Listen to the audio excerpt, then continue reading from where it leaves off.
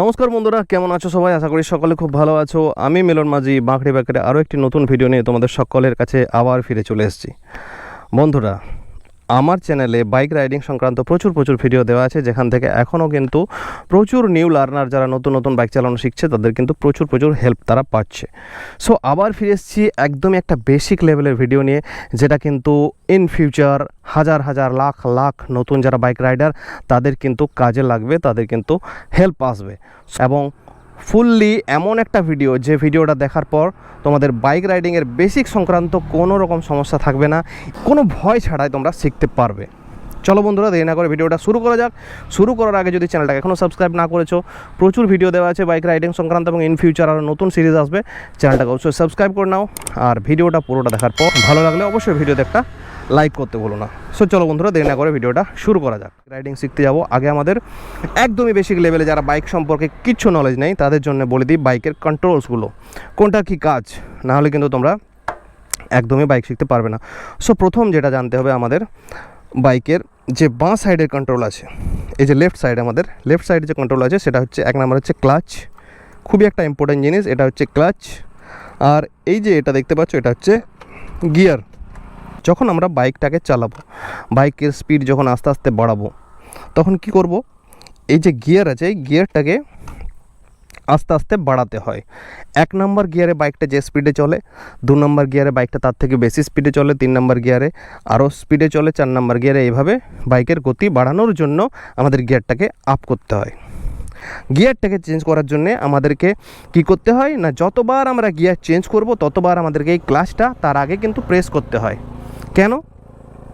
কেননা যখন বাইক চলছে, বাইক চলন্ত অবস্থায় কিন্তু গিয়ারের সাথে ইঞ্জিনের কানেক্ট হয়ে থাকে। কানেক্ট অবস্থায় একটা গিয়ার থেকে অন্য গিয়ারে শিফট করলে মেকানিক্যাল প্রবলেম হবে, যে কারণে এই ক্লাচটা যখন আমরা প্রেস করে দিলাম তখন কি হয়, ইঞ্জিন আর গিয়ার বক্স আলাদা হয়ে গেল এবং গিয়ার বক্সটা ফ্রি হয়ে গেল চেঞ্জ করার জন্যে। গিয়ার আমরা চেঞ্জ করে নিলাম, তারপরে ধীরে আবার ক্লাচটাকে যখন ছাড়লাম, ইঞ্জিন গিয়ারবক্স একসাথে জুড়ে গেল এবং যে ইঞ্জিনের পাওয়ার সেটা গিয়ারবক্সের থ্রু এই পিছনের চাকায় যাবে, চেনের মাধ্যমে আমাদের বাইকটা আবার ইঞ্জিনের যে পাওয়ার, সেই পাওয়ারটা সাপ্লাই পাবে এবং বাইকটা আগে এগোবে। তো এত জটিলতায় তোমাদের যাওয়া দরকার নেই, তোমরা মেনলি জেনে রাখো যতবার তোমরা গিয়ার চেঞ্জ করবে ততবার কিন্তু তোমাদের এই ক্লাচ প্রেস করতে হবে। সেটা গিয়ার বাড়ানোর ক্ষেত্রেও হতে পারে বা গিয়ার কমানোর ক্ষেত্রে। ধরে নাও তুমি 4 থেকে কমাবে, 3 থেকে 2 কমাবে, তখনও কিন্তু তোমাদেরকে ক্লাচ প্রেস করতে হবে প্রত্যেকবার। আর যখন তোমরা বাড়াবে তখন তো অবশ্যই করতে হবে। ঠিক, এবার আসি ডান দিকের যে কন্ট্রোল সেইগুলো তোমাদেরকে বলে দিই। বাইকের ডান দিকের কন্ট্রোলে আছে প্রথমে এই যে সামনে দেখতে পাচ্ছ, এটা হচ্ছে সামনের ব্রেক, সামনের চাকার ব্রেক, ঠিক আছে। আর এই যে নিচে দেখতে পাচ্ছ, এটা হচ্ছে পিছনের চাকার ব্রেক। সো বাইকে ব্রেক অনেক রকমও থাকে, সেই জটিলতায় পরে আসবো, সেগুলো অন্য ভিডিওতে আছে দেওয়া, যদিও আমার অলরেডি। ইন ফিউচার আরও ভিডিও দেবো। বাইকে অনেক রকম ব্রেক থাকে, যেমন ড্রাম ব্রেক, ডিস্ক ব্রেক, ঠিক আছে। এই যে বাইকটা তোমরা দেখতে পাচ্ছ, এখানে কিন্তু ডিস্ক ব্রেক নেই, এটা হচ্ছে ড্রাম ব্রেক। সো এটা হচ্ছে সামনের ব্রেক। সবসময় মনে রাখবে সামনের ব্রেকের ব্যবহার খুব একটা করবে না যারা নতুন, বিশেষ করে তাদের কি করবে, তারা পিছনের ব্রেকটাই বেশি ব্যবহার করবে। কেননা সামনের চাকা যদি প্রচণ্ড স্পিডে তোমরা হঠাৎ করে স্পিডের মুখে যদি জোরে কষে দাও, তাহলে কিন্তু বাইকের চাকা স্লিপ করে তোমরা পড়ে যাবে। তো সেই কারণে সামনের যে ব্রেক সেটার ব্যবহার যতটা সম্ভব নতুনদের কম করবে, এবং এই যে পিছনের চাকার ব্রেক এটা হালকা করে প্রেস করবে, ঠিক আছে। সামনের চাকার ব্রেক, এটা হলো পিছনের চাকার ব্রেক। এবার আসি আসল জিনিস, যেটা হচ্ছে থ্রটল বা পিক আপ। এটাতে কি হয়, এটাতে নতুনদের সব থেকে বেশি সমস্যা হয় যখন একজন নতুন বাইক রাইডার বাইক চালাতে শিখছে, যখন একজন নতুন একদম লার্নার, তখন এই যে থ্রটলের কন্ট্রোল, এই কন্ট্রোলটা তার কাছে সব থেকে বেশি সমস্যা হয়, সব থেকে বেশি সমস্যার মনে হয়। কেননা আমরা সচরাচর দেখেছি যে এটা যখন আমরা বাইকে স্পিড বাড়াতে চাই, এটা ঘোরাতে হয়, আর কতটা ঘোরালে কত স্পিড যাবে সেই ধারণাটা নতুনদের একদম থাকে না। যে কারণে হঠাৎ করে যখনই এটা তারা বেশি করে বাড়িয়ে দেয়, একদম হঠাৎ করে বাইকে গতি আসার কারণে সামনের চাকা উঠে যায় বা নিয়ন্ত্রণ হারিয়ে এদিক ওদিক ঢুকে যায়। তো এই জিনিসটা তোমরা কী করবে, একদমই স্মুথ, একদম সামান্য হালকা 1 মিলিমিটার বাড়ালেও কিন্তু বাইকের গতিটা অনেকটাই বাড়ে। সেই কারণে হঠাৎ করে এরকমভাবে কখনো এটাকে মোচড়াবে না, একদম স্মুথ হালকা করে শুরু করবে, হালকা করে ডাউন করবে, হালকা করে বাড়াবে, একদম বাটার স্মুথ, ঠিক আছে। এই জিনিসটা মনে রাখবে।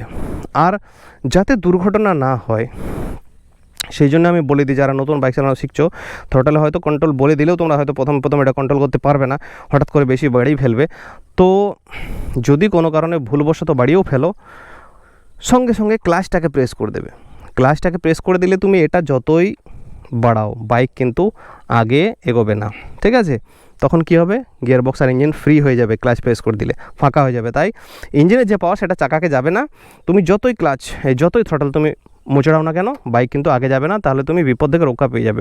মানে বাই চান্স যদি তুমি এটাকে, অনেকেই দেখেছি কি ভুলবশত চালাতে চালাতে এমন করেছে, এমন মোচড়ানো অবস্থায় রেখেছে, সে কিন্তু আর কিছুতেই এটা কমাতে পারছে না, এই মোচড়ানো অবস্থাতেই আছে এবং প্রচণ্ড গতিতে কোনো দিকে ঢুকে যাচ্ছে। তো সেই ক্ষেত্রে যদি তুমি ক্লাচটাকে, কিছু মনে না আসে, ক্লাচটাকে প্রেস করে দিও, তাহলে কিন্তু বাইক যেখানে আছে সেখানে থেমে যাবে। এবং মনে পড়লে অবশ্যই কিন্তু পিছনের ব্রেকটাকে ইউজ করো, ঠিক আছে? সো এটা গেল। এবার আমি বাইকের চাবিটাকে অন করিয়ে প্রথমে বোঝাই তোমাদেরকে যে বাইকে যখন আমরা স্টার্টিংয়ে বাইকটাকে ছাড়বো, তখন আমরা কোথায় কিভাবে কি করব। সো চলো আমি বাইকের উপর বসে যাই। এই যে দেখছো, এই হচ্ছে বাইকের ড্যাশবোর্ড। বসাটাও কিন্তু একটা টেকনিক। অনেকে যখন নতুন বাইক চালানো শিখবে, তখন হয়তো অনেকে একদম বাইকের সিটের পিছন দিকে করে বসবে, আবার কেউ হয়তো একদম ট্যাঙ্কের উপরে বসবে। কোনোটাই ঠিক নয়। সিট যেখানে শুরু হচ্ছে, ট্যাঙ্ক যেখানে শুরু হচ্ছে, সিট যেখানে শেষ হচ্ছে, জাস্ট সেই পজিশনে রিল্যাক্সভাবে বসবে। এবং এই যে হ্যান্ডেল ধরার কাছেও অনেক টেকনিক আছে। হ্যান্ডেলটা অনেকে কী করে, হাতগুলো অনেকে এরকমভাবে ঝুঁকে, এরকমভাবে অনেকটা সামনের দিকে ঝুঁকে এরকমভাবে চালায়। এটাও ঠিক নয়, তাতে করে থ্রটল কন্ট্রোলটা ঠিক হবে না। আবার অনেকে অনেকটা পিছনে এরকম করে পিছন দিকে হেলে এরকম করে। এটা করলেও তুমি যদি একবার থ্রটল দিয়েছো, আর কিন্তু পিছন দিকে সামনের দিকে কমাতে পারবে না। সো জাস্ট যেটা করবে সেটা হচ্ছে রিল্যাক্স, হাত কিন্তু যতটা সম্ভব স্ট্রেট থাকবে, এইভাবে থ্রটলটাকে ধরবে। এবং এই যে থ্রটল ধরার পদ্ধতি, সেটাকেও একবার বলে দিই। অনেকেই আঙুলগুলো এরকম করে একদম ডগায় ধরে, এটা হলে কিন্তু থ্রটলটাকে ভালোভাবে কন্ট্রোল করতে পারবে না। বা একদম পিছন দিকে করে এইভাবে যদি ধরো, এটাও কিন্তু খুবই বিপজ্জনক। এটা হলে পুরো থ্রটলটা তুমি একসাথে দিয়ে ফেলবে, যাতে করে বিপদ হবে। থ্রটল ধরবে কিন্তু মোটামুটি এরকম হালকা করে, অ্যাঙ্গেল করে, স্ট্রেট এরকমভাবে থ্রটলটাকে ধরবে, যাতে স্মুথলি এটাকে কন্ট্রোল করতে পারো, ঠিক আছে? তো এইভাবে ধরে নিলে। এবার দেখো এখানে কন্ট্রোলগুলো বলে দিই। যখন আমাদের বাইক প্রথম স্টার্টিংয়ে ছাড়বো, অবশ্যই দেখে নেবে যে বাইকের এই সবুজ লাইটটা জ্বলছে কিনা।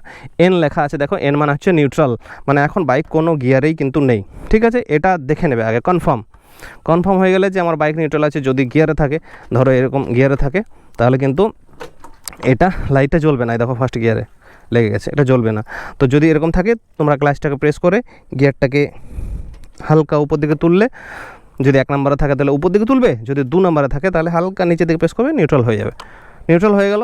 এবার তোমরা যেটা করবে সেটা হচ্ছে বাইকের এই যে সুইচ, এখন তো বেশিরভাগ বাইকে কিক নেই, সুইচ দিয়ে স্টার্ট করতে হয়। বাইকের সুইচ দিয়ে স্টার্ট করলে বাইক স্টার্ট হয়ে গেল। এবার যেটা করবে সেটা হচ্ছে সবার প্রথমে তোমাকে ক্লাচ প্রেস করতে হবে। ক্লাচ প্রেস করলে বাইকটাকে ফার্স্ট গিয়ারে দিলে এবার আমি তোমাদের পায়ের ব্যালেন্সটা বলে দিই। বাঁ পাটা মাটিতে থাকবে, ডান পাটা এই যে ফুটরেস্ট আছে, ফুটরেস্টের উপরে থাকবে, ঠিক আছে?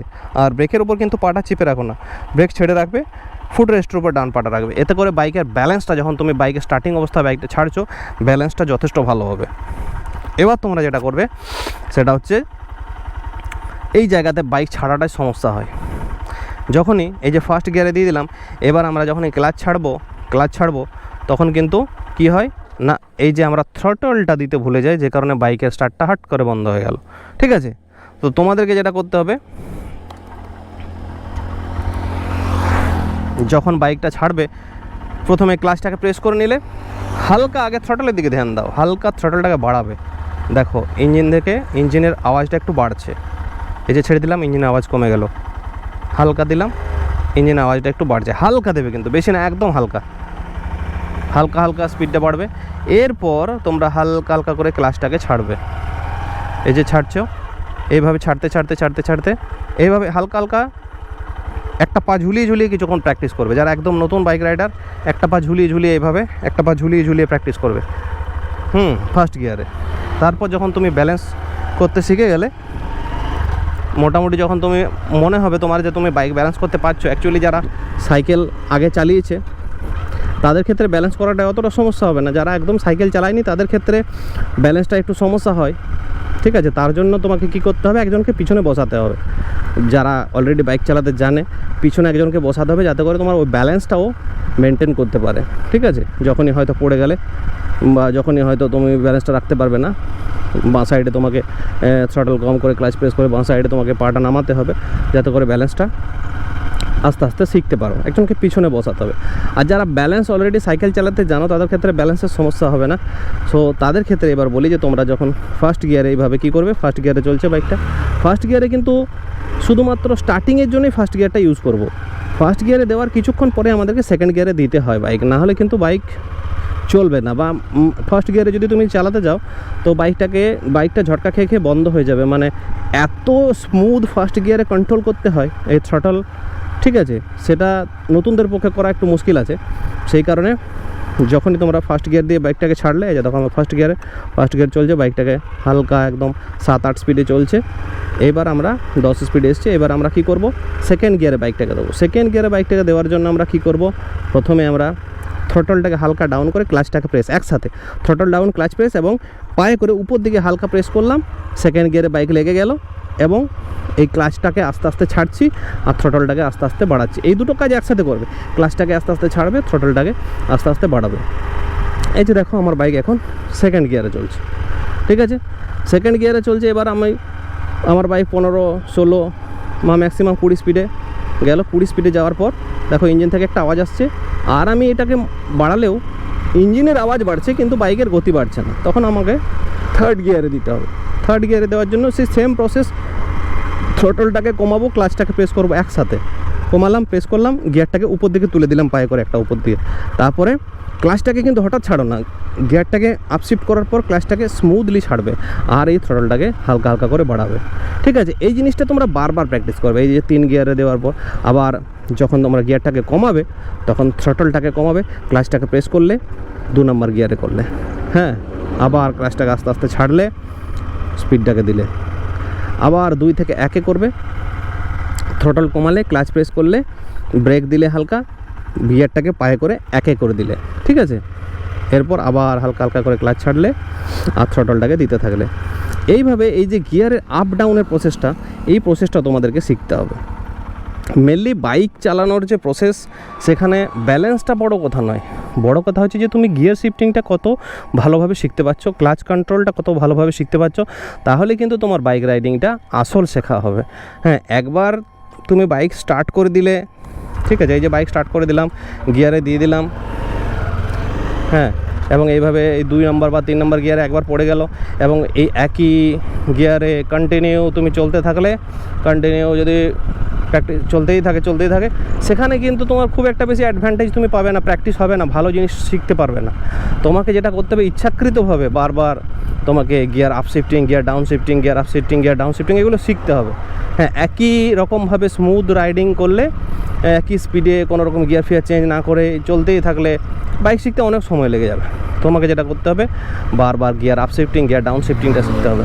এই যে দেখো 3 নম্বরে চলছে, আমি স্পিড বাড়াচ্ছি, এবারে আর স্পিড বাড়ছে না, আমি গিয়ার 4-এ লাগাবো, clutch press, throttle down, gear up, clutch release, throttle বাড়াবো।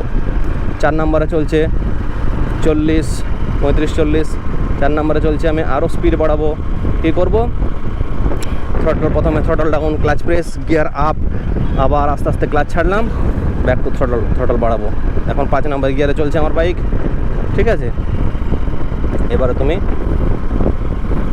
এইভাবে চালাও। আবার যখন আমার গিয়ার কমাবো, গিয়ার কমানোর সময় আবার সেই সেম প্রসেস, স্পিড কমাবো, স্পিড কমানোর পর ব্রেক করবো হালকা এবং ক্লাচ প্রেস করবো এবং তারপর গিয়ার একটা কমালাম, আবার ক্লাচটাকে আস্তে আস্তে ছাড়বো, হালকা হালকা থ্রটল দেবো। 4 গিয়ারে চলে এলো, হ্যাঁ, 4 গিয়ারে চলে এলো। আবার আমি যদি 3 গিয়ারে করতে চাই তাহলে কি করব, আবার সেম প্রসেস, থ্রটল কমাবো, ক্লাচ প্রেস করব, গিয়ারটাকে ডাউন করলাম, এবারে ক্লাচটাকে ছাড়বো আর থ্রটলটা কিন্তু একদম কম দেবো। যেহেতু আমি গিয়ারটা কমিয়ে দিচ্ছি, স্পিডটাকেও আমাকে সেই অনুযায়ী রাখতে হবে। আমি যদি 3 নম্বর গিয়ারে চালাচ্ছি আর থ্রটল খুব বেশি দিই তাহলে কিন্তু ইঞ্জিনের আওয়াজ আসবে। ঠিক আছে, তো একটা জিনিস মনে রাখবে যে প্রত্যেকটা গিয়ারের একটা যে আইডিয়াল স্পিড থাকে সেই স্পিডটা তোমাকে খেয়াল রাখতে হবে। হ্যাঁ, ফার্স্ট গিয়ারে তো মোটামুটি 1 থেকে 10 বা 12, সেকেন্ড গিয়ারে 12 থেকে 20 বা 22, আর থার্ড গিয়ারে 22 থেকে 35, ফোর্থ গিয়ারে 35 থেকে 40 45, ফোর্থ গিয়ারে 45 বা ম্যাক্সিমাম 50 যদি হায়ার সিসির বাইক হয়, আর ফিফথ গিয়ারে তার উপরে। তো এই জিনিসগুলো খেয়াল রাখবে যে আমার বাইকটা যখন যেমন স্পিড আমি বাইকে রাখছি সেই গিয়ারে আমার বাইকটা চলছে কি না এইটা তোমাদেরকে খেয়াল রাখতে হবে, তাহলে কিন্তু বাইক রাইডিংটা অনেক বেশি স্মুথ হবে। ঠিক আছে, এবার আসি ব্রেকের ব্যাপারে। ব্রেকটা না শেখালে কিন্তু বেসিক রাইডিংয়ে বাইকের শেখার মানে খামতি থেকেই যাবে, কেননা বাইক চালানোটা যত সহজ, বাইক থামানোটা তত বেশি কঠিন।